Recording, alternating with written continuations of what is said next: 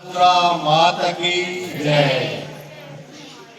આજે પધારેલા આપણા તાલુકામાંથી સુપરવાઇઝર બેન, આપણા શાળાના આચાર્યશ્રી, શાળાના શિક્ષકશ્રીઓ, ગામમાંથી પધારેલા વડીલો, બહેનો, માતાઓ અને વાલા બાળકો, આજે આપણે આ પ્રોગ્રામ છે પોષણયુક્ત ભોજન માટે, ખોરાક માટેનો પ્રોગ્રામ છે।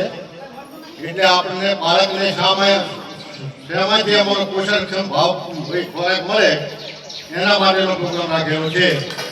તો કયા વિટામિનમાંથી બાળકને કુપોષણ મુક્ત બને એના માટેની બેને જે આપણા સુપરવાઇઝર બેન છે એમને માર્ગદર્શન આપ્યું, એ રીતે બધા જો આ રીતે પોષણ ખોરાક લે તો કુપોષણની ક્ષમતા ઘટે જાય અને ધીરે ધીરે સક્ષમ બાળક બને।